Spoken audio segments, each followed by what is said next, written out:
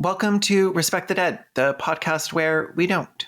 Sweaty, it's no surprise that everyone celebrated your demise, and now worms are eating your eyes.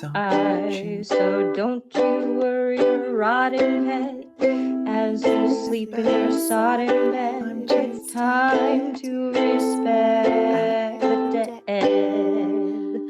Such a fucking bop. I know, it is a bop. Thanks.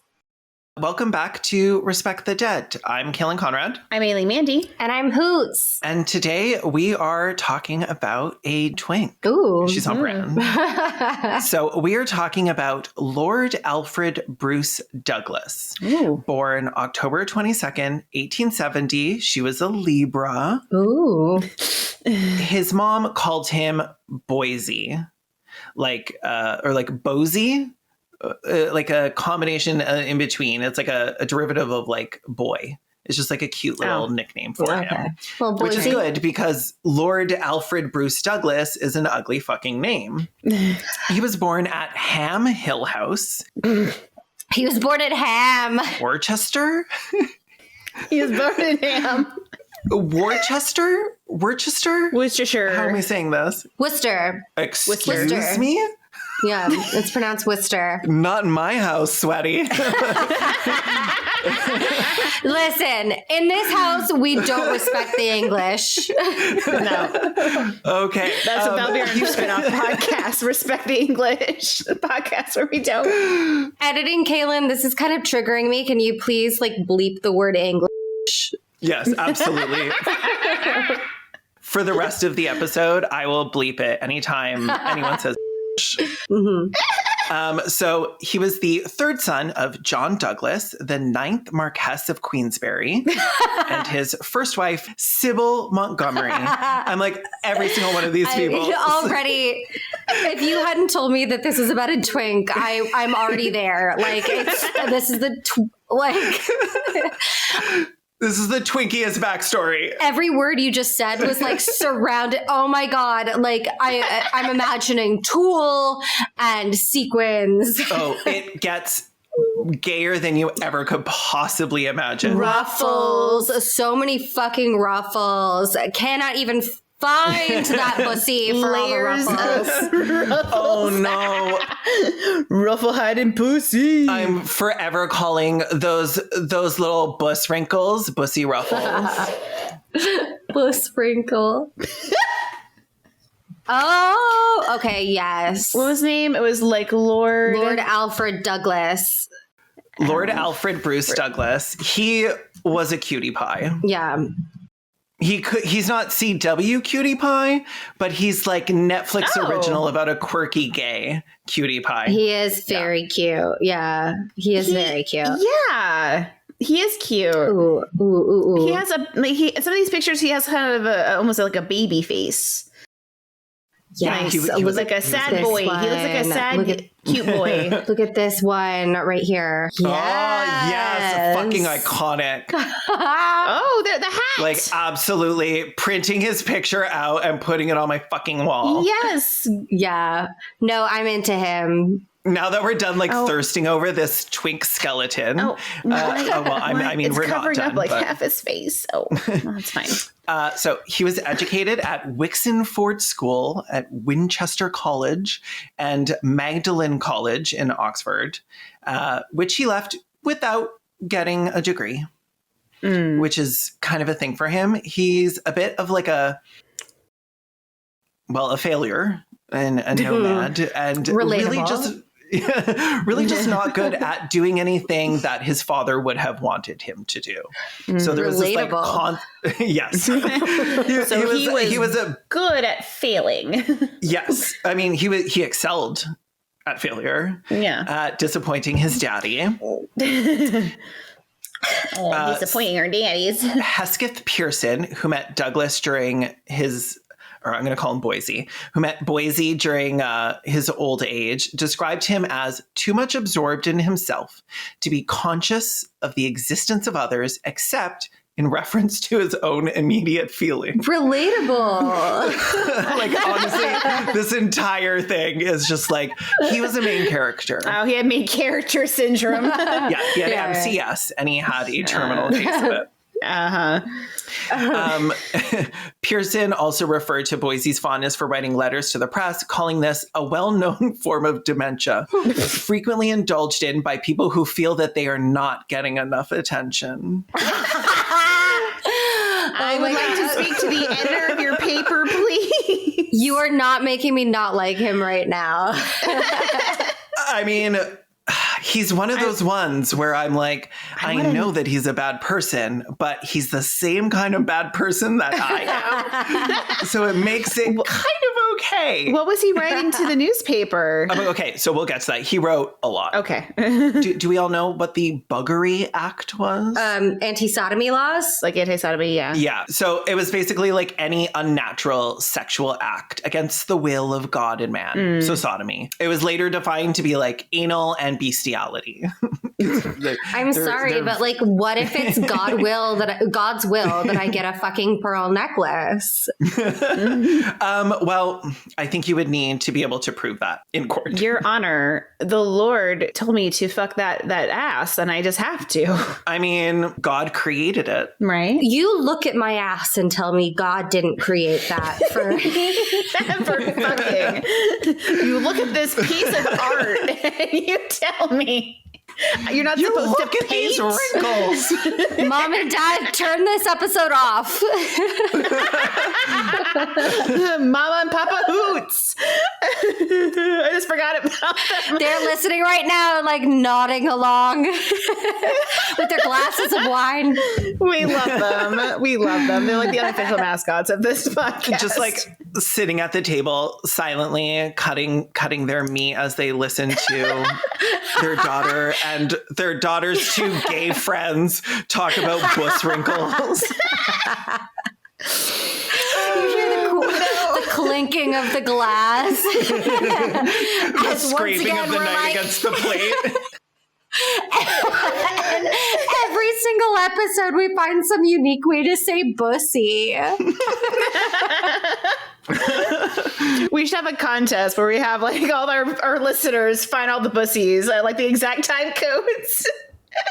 It spells out a message. It's just bussy. But the thing about the Buggery Act is that if you don't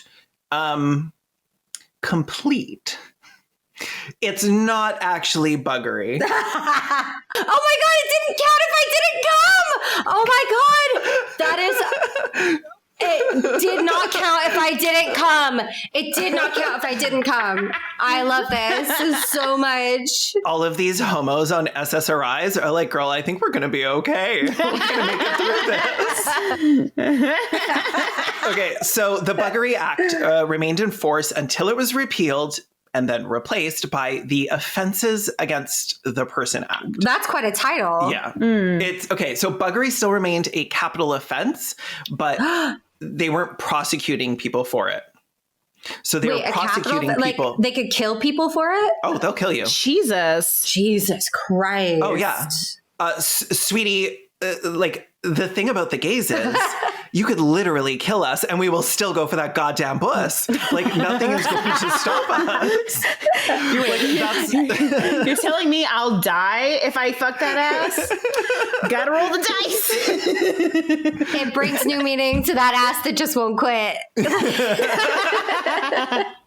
Look, I know this could literally kill me, but I am not giving that up. No, under penalty of death, we get it in. Like, like honestly, people think that they can like legislate queers out of existence, like through like shitty little laws, like the Don't Say Gay bill. And I'm like, sweaty. Like the things that we have lived through, you will not stop us.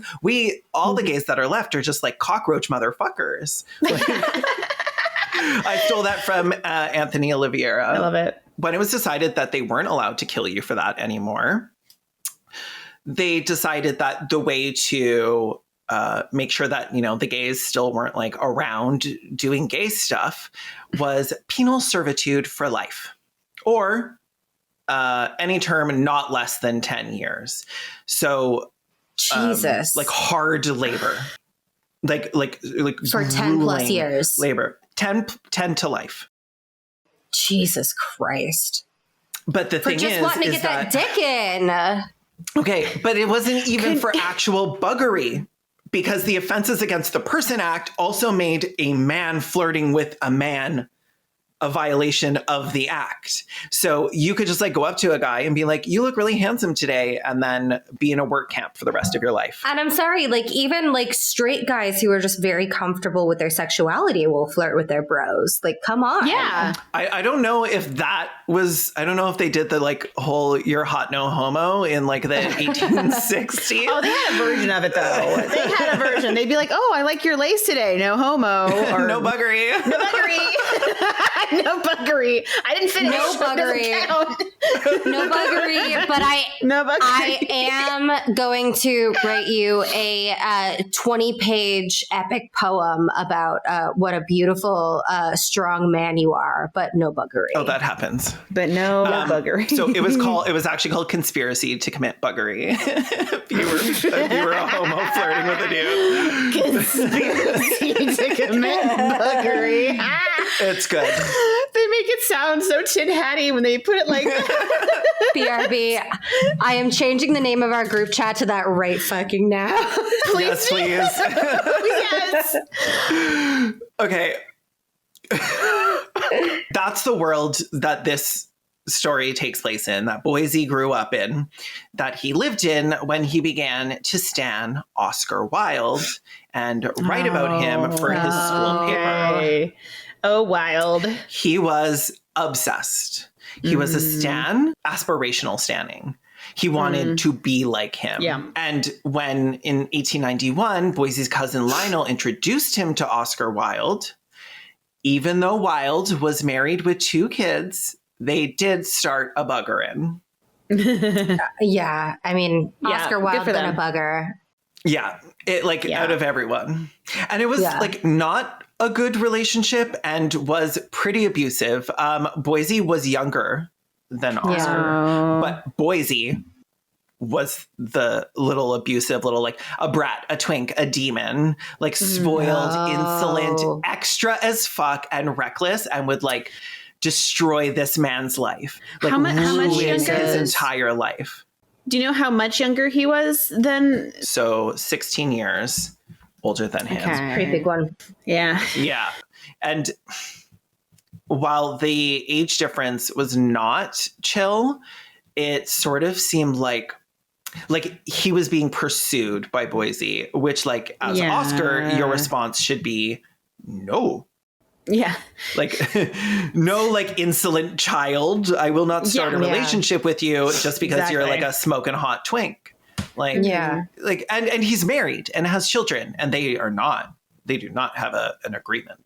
So Boise wanted to be like part of the big boys. He was seeing Wilde's success and was jealous, obviously. Like he wanted to ride his coattails and like use him to prop up his own writing career. So he convinced Wilde to let him do translations for him. Except like he offered to translate French and he didn't like speak it. Really. But he was so entitled. He was like, Daddy, you're going to let me do it, Daddy.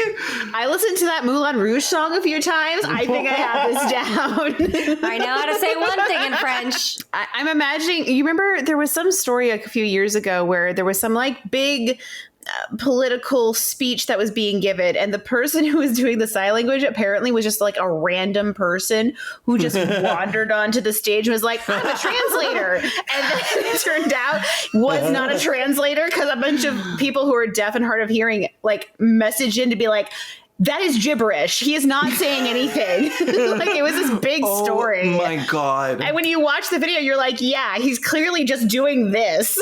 Oh my God. Not You know doing what? anything real. I respect the grind set, you know? Like I respect I'm gonna go get the job that I want to have. I'm using the power of attraction, the law of attraction to I will inhabit the body of someone who knows how to speak French, and then the speaking French will come. I'll pick it up along the way. I'm not going to let the fact that I don't know how to do the job from stopping me from doing the job. They tell you to just like apply and you'll figure it out. They're like, anything you can't figure out, you'll Google. It's fine. It's fine. You'll get through it. Fake it till you make it. Literally. His translations were so bad that Wilde, the publishers, and even the illustrator was like, what the literal fuck? This is nonsense. Like occasionally he would translate it to say the opposite of what Wilde was saying. I don't really speak French, but it was like, oh non, toi regarder que dans le miroir, which means one should only look in mirrors. But he would translate it into one must not look in mirrors. Don't look. So completely inaccurate in everything that he did and so confident about it. And like obviously so hot when he was doing it. So like you can kind of understand why you would be like, okay, well, maybe you shouldn't do this anymore, but I love you and thank you for trying. Oh my God, a little cutie speaking bad broken French. You're like, yes. Voulez-vous avec moi? Yeah, and he's like, well, you wanted to help too. He wanted to get involved in my work. He takes an interest in my passions. Like, that's cute, right? It's literally Kevin Kline in A Fish Called Wanda. Like, yes, exactly. I have not seen this, but should I? Oh my God, Kaylin, you would love it. It's so good. funny. It's amazing. Okay, don't tell me anything, then I'll watch it. It's so good. Yeah. Watch it. Yeah. Editing Kaylin here. I did not watch this, and I don't think I ever will. Why? Because I already don't remember what we were talking about. Okay. So Wilde obviously had to correct him on this because it was not going to be published that way. And he did not want him to open the book and see that, hey, these are my translations. But he was so mad and was like, well, actually, the reason why I translated it that way is because that's what it should say. Like, have you ever thought that maybe when you wrote it wrong? I love him. Did you ever think about that? I love the problem this. isn't with my translation. My problem is the source material. Fucking bull. I love this stupid, petty, beautiful man. I love him so much. Oh my God. Yes. Listen, Daddy. This is how it should be. This bratty little fucking twink. Oh my God. I love him. And he then broke up with Wilde, one of many, many breakups that they would have, because he needed to punish him for not adoring him in the way that he thought he deserved. Oh my God. You don't appreciate the gift that I am, and I will come back when you do. If you can't handle me at my regard day, then you don't deserve me at my not looking in mirrors.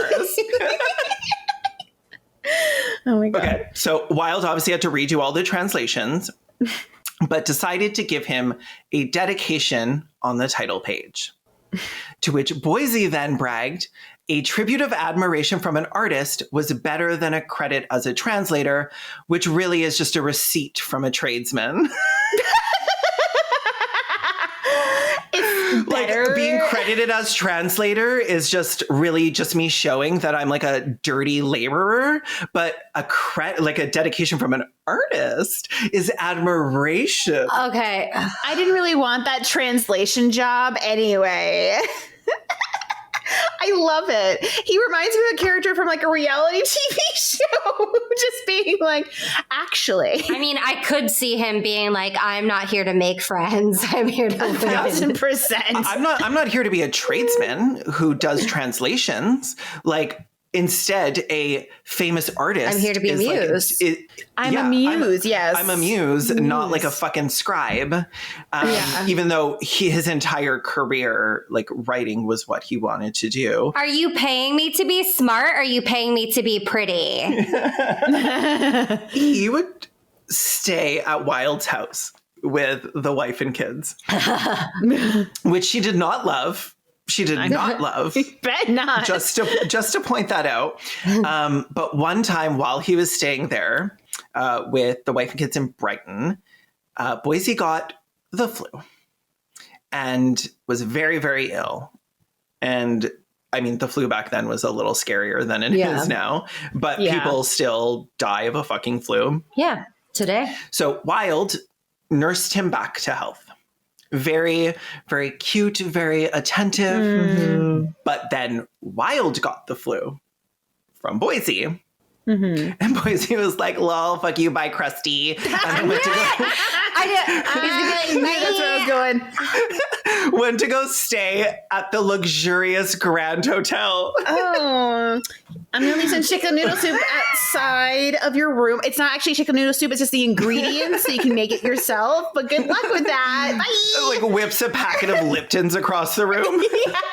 Just throws like a live chicken in the room. Like, here you go. Like, this makes you better. I totally would love to stay here and help nurse you back to health. But like Charles and George and I had already booked this holiday at the Grand, like 4 months ago. And I can't tell them no again. I just can't do it. So like, write me a letter. Let me know how you're doing every day. Let me know how you're doing every day. I want to know.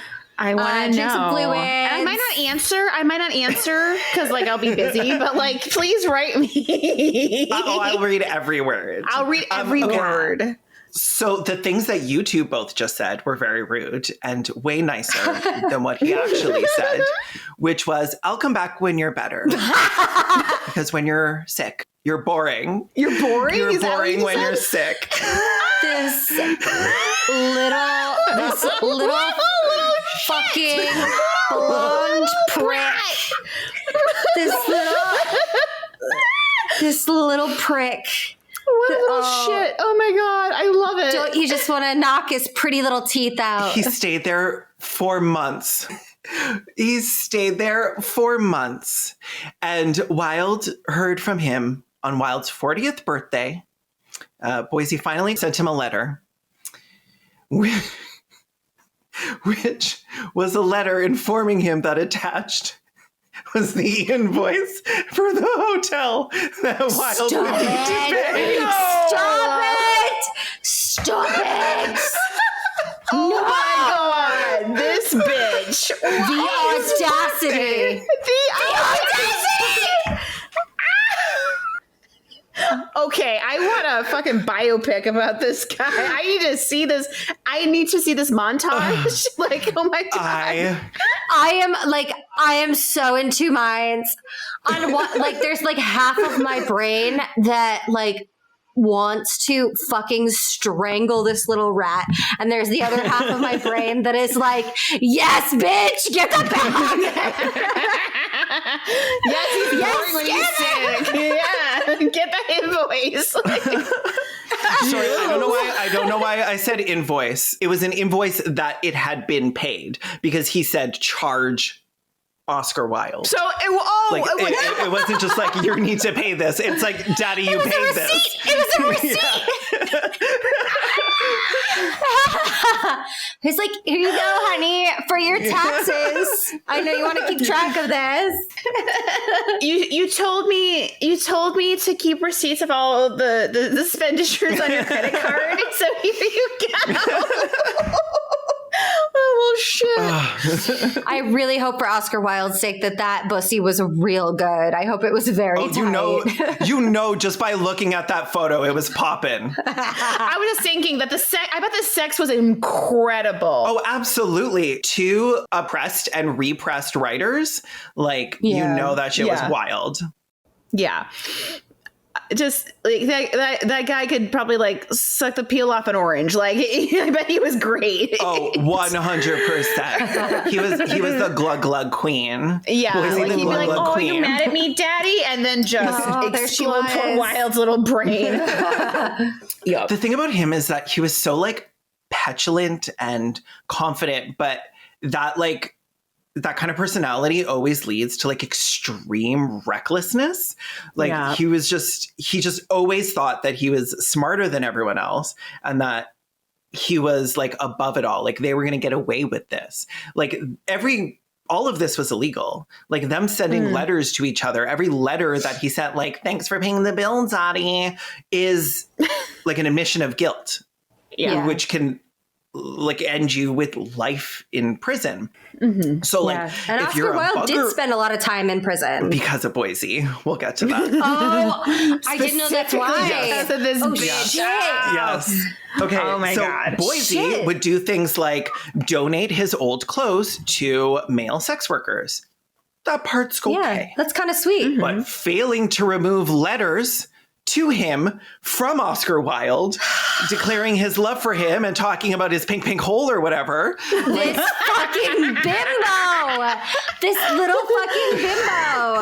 This dumb bitch. Head empty, no thoughts. Oh, I'm sorry, Daddy. I left the letter that me declaring my love to you in this pocket of a jacket I gave to a sex worker. Oh my sorry. God. Wilde was blackmailed using these letters by the sex Jeez. workers multiple times. Yeah. Because, like, honestly, if I was a male sex worker in the 1800s and I found a letter from Oscar Wilde to Oh, some, I like, would. Yeah. 100%. yeah, I would 100% yeah. be like, do you want this? course. Because I would like Yeah. some money, please. I would like an apartment, please. Get that green, please. Yeah, totally. All of this, because he was so, like, flagrant, because he was flaunting it. He was walking around asking for it, being like super gay all the time.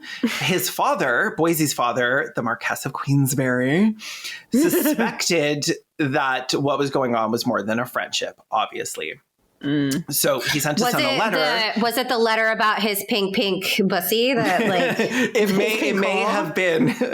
may have been about his pink hole. So he sent his son a letter being like, number one, I found out you left Oxford, failed without a degree, and are not working, even though you promised me that this time it would be different and you would graduate.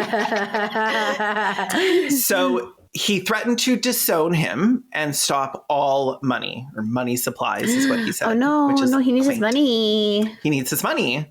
Alfred responded, oh my God, I can't believe I just called him Alfred. That was very personal. Boise responded with a telegram rudely saying, what a funny little man you are. got Do it. him. I dare you. You won't. I'm going to cut you off. I'm like, oh, what a funny little man you are. Oh, you're going to cut me off? You're going to cut me off? You're going to take away my money? Oh, yeah, go ahead. Do my it. money. Do it, Dad. I don't care. So he sent a letter What are back. you gonna do? Take away my inheritance? And I Oh, shit. Daddy sent a letter back being like, I will literally beat you is what I'm going to do about it. I will thrash you. I'll get a stick and I will beat you is what the fuck I my will do about God. this, you little shit. And his father was like, and also, you're crazy. Everything you're doing is insane. Your entire life is wrong. And I will make a public scandal in a way you little dream of if you stay with one. Oh. Like he got like full on, like, I'm going to ruin your goddamn life. Damn. He was known for a short temper and for beating people with a horsewhip. So he would have done it. Yeah. He would have done it. yeah. Oof. Boise replied with a postcard, not a letter, a postcard, stating, I detest you. And making it clear that if a fight would ever take place between Wilde and his dad, he would defend Wilde with a loaded revolver. Okay. So he basically said, try it. Yeah. I hate you. I hate you, Daddy, and I'll blow your fucking brains out. If you mess with me and my boyfriend, I'm gonna kill you. I will kill you so dead. He sent his daddy a cute little postcard that said "fuck around and find out." Yeah, I love that it was a postcard too. It's not a postcard because that means everyone that's passing this postcard is just like, it's oh, not in okay. not an envelope or anything. It's just like, I will blow your brains out like Oscar Wilde blows my fucking back out, Daddy. Like we are gonna do. You want to do this? They're like passing it to each other and horses being like, this is a wild one, or however they used to pass mail back then. Meanwhile, Oscar Wilde is like, please stop. Stop it. Stop it. Your dad's insane. Please, I have a wife and children. Don't get me killed. I know, right? Look, we could just fuck it, have it not be weird, dude. We could just fucking have it be fine. Like, why are you sending this as a postcard? Why does it say "wish you were here" on the front of it? Why is it signed "Sincerely, Love and Wild Dick"? So, okay, I know that I'm going in with these letters, but I just love them so much. It's so, and both of them are just the pettiest queens. The Countess, or whatever the fuck his name is, the Duchess, the Queentess. What was it? I can't remember his title. The Marquise? The Marquise, thank you. Marquise. The Duchess, the Queentess. Not Marquise. Marquise. Marquise. Oh, well, somebody's been saying that wrong this episode. Queensberry wrote back and said, "You miserable creature. I'm divorcing your mother so as not to run the risk of bringing more creatures into the world like yourself." And then said that when Boise was a baby, I cried over you the bitterest tears a man ever shed, that I had brought such a creature into the world and unwittingly committed such a crime. You must be demented. Okay. First of all, demented is one of my favorite words. But second, like, wait, sorry, I'm so mad at you that I'm going to divorce your mom over this. Because I was imagining her being like, what the fuck? it's because they didn't have birth control. You're blaming my womb on this? Excuse me. I feel like you're projecting. He was a mama's boy and he was her favorite child. Like, you know, when he came home, he was like, "Mommy, you look so beautiful today. Mommy, I missed you so much." Yeah. And she was probably like pinching his little cheeks and being like, "Oh, that's so good." Yeah. She bankrolled him until his death. Well, until her You death. don't hang out with that Oscar Wilde while he's sick because, you know, he's boring. Mommy was like, "Yes, bitch, you're iconic. I love you. You're so funny." She was an ally. Yeah, totally. She was an ally. She watched RuPaul's Drag Race. She could name several of the queens and which season of All Stars they showed up. Yeah. Mm-hmm. They stayed up late talking about the episode. Okay, so you know how like gay is hereditary. It's genetic. The more children you have, the gayer they get. Even sounds right. I think this is science, probably. Don't look it up, anyone, though. Don't fact check me. Douglas. I keep calling him random names. I put so many different names in this thing. Boise's eldest brother, Francis Viscount Drumlanrig, died in a very suspicious hunting accident in October 1894. Oh. But rumors started circulating that he had been having a homosexual relationship with the Prime Minister, Lord Rosebery. And given his name, I would say that that's true. Uh-oh. His eldest brother died by suicide, which now the Marquise of Queensberry was like, okay, I'm running out of gay sons here, so maybe threatening to kill them is not the best way to go about this. So he set his sights instead on the persecution of Wilde, trying to deflect anything from Boise and being like, this man is taking advantage of my innocent child. And in theory, he kind of has a case because Wilde was older. So you could say like, oh, this older man is coming in and he was like, being like absolutely fucking abused by Boise. Pressing the gay agenda. Like Boise sought him out and then abused the fuck out of him. And I know that Wilde should have said no. Yeah. Like when this young man came to him. Yeah. But like also like at this period in time. Like he was like he was in his 20s. Yeah. Like he wasn't like a teenager, right? Like he was an adult man. And like the power imbalance there wasn't the same as like an adult man and like a doting young woman, because Boise wasn't like trying to impress him. No, like obviously Boise he wasn't. felt like the impressive one. Like he thought he deserved to be with someone like Wilde because he was just as like talented and impressive as him.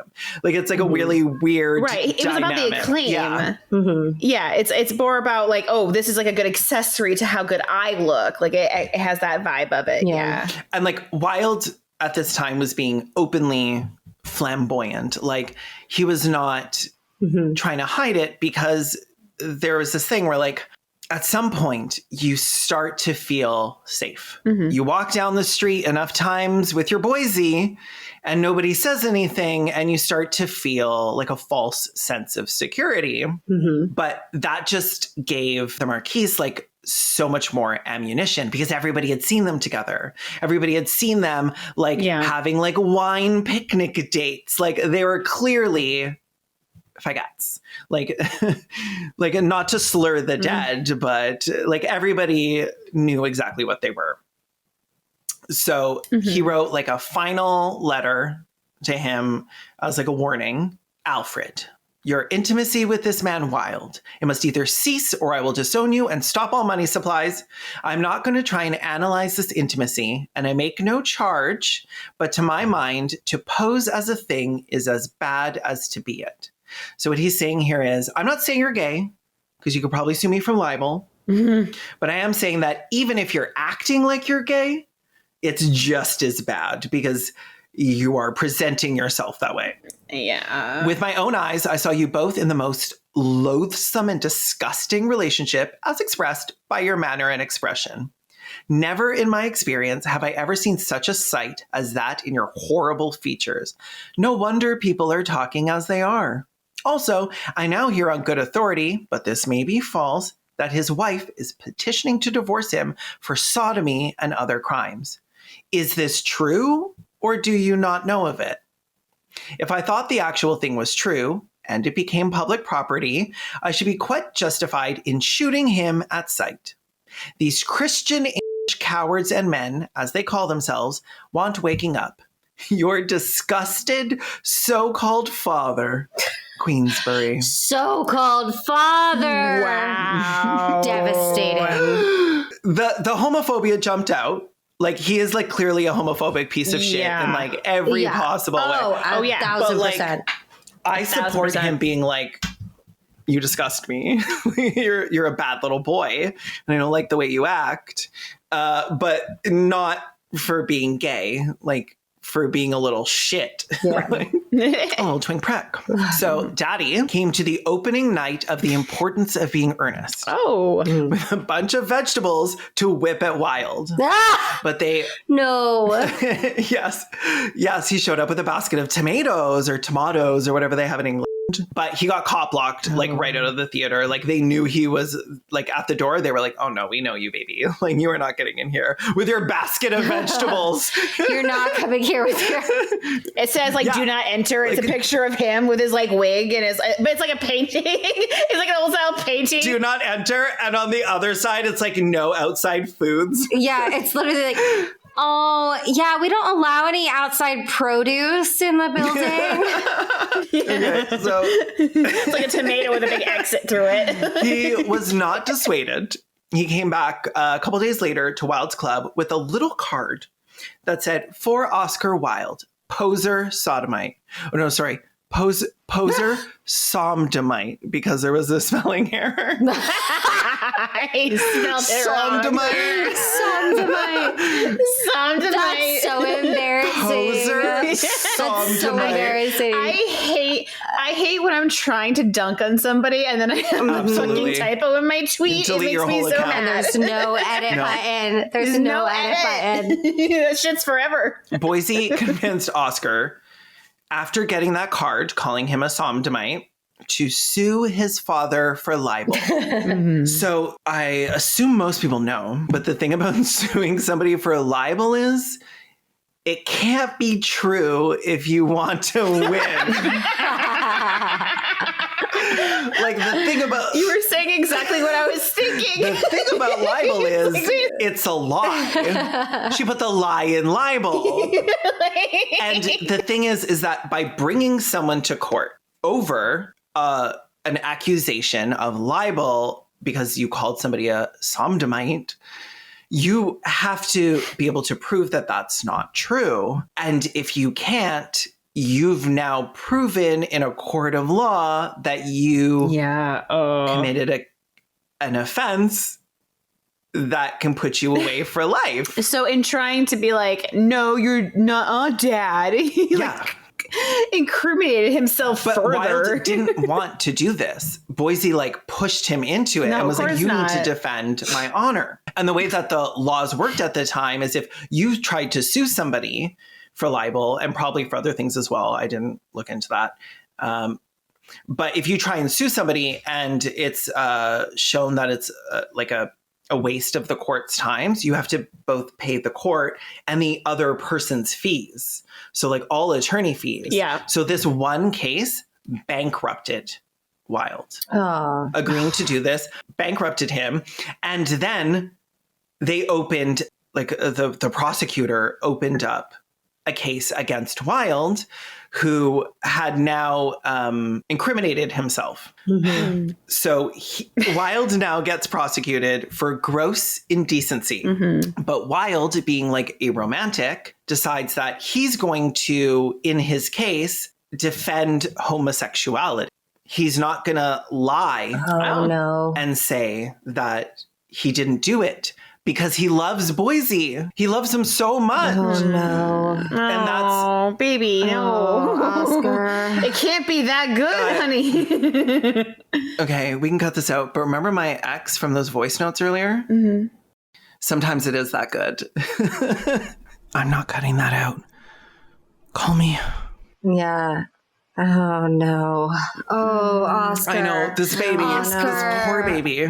Not this shitty little beautiful man who treated you like garbage the entire time you were together. Literally garbage. Yeah. Oh. So Wilde in court is making the case, making a moral, ethical case for homosexuality to be legal.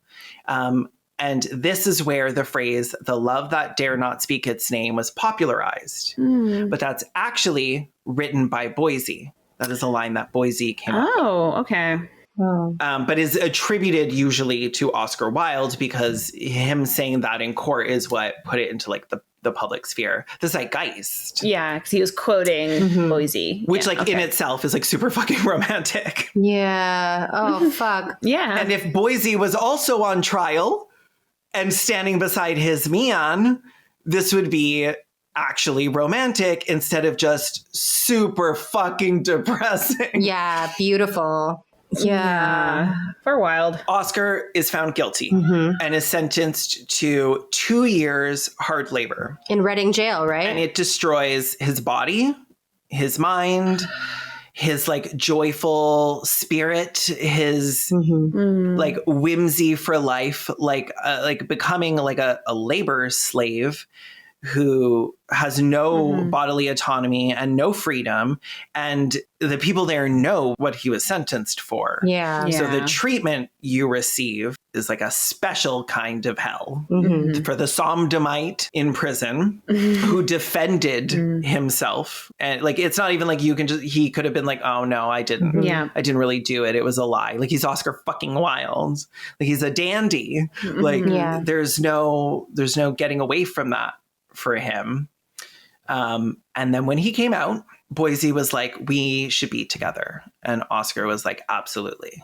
Like, we are going to live together. Oh, God. Oh, baby. We are going to be together. We're like, things are going to be good. But once again, It's so painful. Boise abandons him. Of course he does. You ever have that friend who has the ex they keep getting back together with you every time? You're just like, no, honey, remember the last time when he threw your clothes out on the lawn? And they're like, yeah, but he's really changed. This is how I feel about Oscar Wilde right now. I'm like, oh, baby. Yeah, it's an abusive relationship. Yeah. Well, I'm showing my ignorance here, but is Oscar Wilde somebody who didn't really become famous until like long after he died? He was famous. He's obviously more famous later, but he did get a lot of credit and acclaim. Yeah, because there's people like, like, who is it? Like, yeah, like Picasso, I think, is one of those that didn't get famous until after he died and things like that. So, yeah. I'm going to drop this in the chat. There's like a very famous painting of him surrounded by people at the Royal Academy. He was like a very famous, fashionable person. And like women loved him as well. Not like as they were like in that they were like sexually attracted to him, but like there were a lot of like early like beards who were like, I fucking love this guy. He was like a high society person. Okay. Gotcha. Thank you. So like that's like the focus of this painting is like him being like surrounded by people. Yeah. Like we learned like probably about this much about Oscar Wilde in school anyway. And we definitely didn't cover the fact that he was gay because we can't talk about that in school, obviously. So like I never learned any about this about Oscar Wilde, about who he was as a person until like way after anyway. And then my knowledge is still very limited. So I wasn't sure if that was part of it too. So that photo I just sent was the two of them together, and there's one at the top of the page. Oh, let me see. Oh, yeah. He is beautiful. Like I get it. Yeah, he is. I get it. I can definitely see that beautiful man ruining somebody else's life. He's like ruined mine a little doing this research. Like, yeah. If anybody wants to do any like extra homework, Oscar Wilde wrote a really beautiful poem about his time in Reading Jail called The Ballad of Reading Jail. I actually ordered... It's very dark and sad. I ordered like one of those like collective works books after doing the research for this, because I was like, what a fucking gay icon. Oscar, not Boise. And I'm like, I should probably read something other than Rilke in my entire life. Instead of just owning like 10 Rilke books that are all just like different translations of the same German poems. Like maybe branch out a little. No, he's an icon for a reason. Like, oh yeah, and I didn't realize he was kind of hot himself too until doing this research. So now I'm much more interested in his art. It helps when they're pretty. I'm sorry, but it does. It does. Like they don't even need to be big, conventionally like, attractive. Benedict Cumberbatch vibes. Oh yeah, for sure. That weird kind of hot. Actually, this is upsetting, but he kind of looks like Marilyn Manson. Oh, now I see it. He also kind of looks like he overlines, but I'm guessing he didn't. Not him doing like makeup tutorials on YouTube. Being like, yeah, you need to get the same color as your nipple for the outside line. So they broke up, obviously, because Boise abandoned him. And it happened a few more times. And every single time, Oscar became more like disillusioned and like bitter. And like after being in prison, their relationship Oscar went from feeling like bittersweet to like resentful love. Like if you look at the way that their relationship is portrayed after, it's very he's hurt. Yeah. He's like, he loves him, but his heart's broken even though they're still together, but like he can't picture not being with him.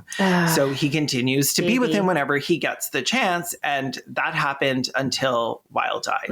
And Boise moves on. He marries a bisexual woman named Olive Custance, who was in a queer relationship throughout their marriage. She was a beard, but so the fuck was he. She got to stay with a woman, and I believe the woman lived with. So like, she got a good fucking deal. Okay. Well, yeah. And I'm guessing he mostly left her alone. So I love that for her. Yeah, probably. He was probably like, bye, I'm going to go ruin another man's life. And then she'd just be like, yeah, okay, whatever. Literally make the world a more terrible place to be in. But I'll see you after dinner. And she's just like making out with her girlfriend on the couch. Just like, yeah, whatever. See you later, bestie. See you later, bestie. That's what you do every day. You don't need to tell me. Yeah. Don't care. Shortly after that, he converts to Catholicism. Okay. And immediately becomes a super public homophobic. Yes, he does. I knew it. Oh, he's a Miles Yankovic. Yiannopoulos, whatever the fuck his name is. I don't fucking know. Yeah, absolutely. But you know who I meant. And not only anti-gay, but anti-Oscar. Like, now that Oscar's dead, and I know this is rich coming from us, but he threw him under the fucking bus. Like, he took that corpse and he whipped it under those wheels, like, to anyone who would listen. And I think a lot of it was like an attempt to distance himself and their very public relationship. I'm like, a good reformed gay. Like, thinks the twink doth protest too much. 1,000%. Yeah. What a little jackass. What's your quote about the t-shirt hoots? Well, my I don't do sex trafficking t-shirt has got a lot of questions already answered by the shirt or something like that. It's like turned into a meme. Yeah, that is basically this, but the like, my Oscar Wilde didn't come inside my pink hole. Has a lot of people asking questions already answered by my t-shirt. I did not have sex with Oscar Wilde. It's just printed on his shirt. And they're like, so you didn't have sex with... He's like, I did not have sex with Oscar Wilde. And all I got was this lousy t-shirt. I'm imagining a very like Karen from Mean Girls moment. So like the I'm a mouse, duh. But I didn't fuck Oscar Wilde, duh. Yeah. He got very dark. And he started to... not just like be anti-gay, but be like anti-gay in a way that like caused people like tangible harms, like specific people. Like there was a lesbian who was suing a like literal fascist for libel against her. Bosie testified on behalf of the fascist. Of course he did. Doing things like still fucking men and accusing his wife of being responsible for his own adultery.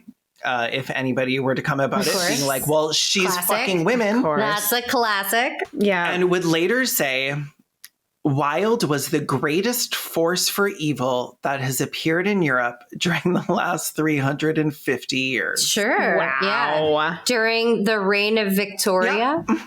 During the height of the British Empire. Remember the tyranny of Oscar Wilde, y'all? Yeah.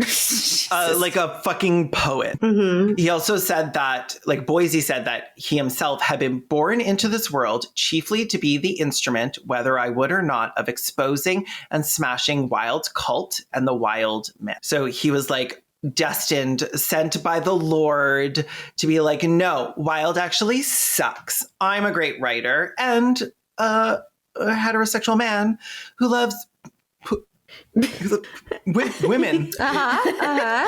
Loves to do stuff to the women. Just like my wife, who's not a lesbian. I love reading his column on the Daily Wire. Okay. In 1920, he founded a right-wing Catholic and deeply anti-Jewish weekly magazine called Plain English. That's his Daily Wire. Plain English. Who's called it? Absolutely. She called it. Plain English. This is where I get very like upset because like there's a part of me that's like, okay, this guy obviously internalized the homophobia around him and was like, no, I'm going to be the good reformed, now definitely straight person. I'm totally straight now, everybody. And so there's a part of me that feels really bad because I've met people like that. I've met people who are like, I was a bisexual and I have been cured by the light of the Lord. And now I must go into the world and try to cure everybody else. I've met people like that and I feel really bad for them, but also fuck those people because the amount of harm they do is just so horrible. And they use their story to be like, if I can be cured, anyone can be cured. And it's so... If I can lie to myself, anybody can. It gives me so many feelings as a queer person. Yeah, it brings me so many feelings as a queer person where I'm like, I feel so bad for you, but at the same time, fuck you. No. Like I mentioned Milo before, and that's exactly how I feel about him sometimes, where I'm like, you are doing the worst fucking things. Once you externalize your internalized homophobia, it no longer becomes something I feel bad for you experiencing because you're doing more harm to other people than like harm is being done to you. Mm-hmm. Exactly. It's one thing to be homophobic and to be gay. It's another thing to go into courts and testify on behalf of fascists to try and institute legislation that like dehumanizes and removes the human rights of queer people. Like it's one thing to just be like, I fucking hate gays. It's not internalized at that point. It's not internalized homophobia anymore. It's it's just fascism. And like, I don't care what kind of queer you are in that situation. Yeah, no, 100%.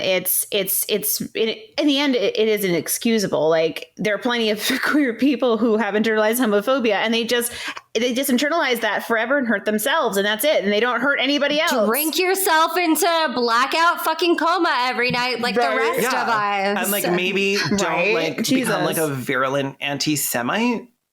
Like, yeah, that's not internalized anything. Homeboy was a Catholic. That's not anything.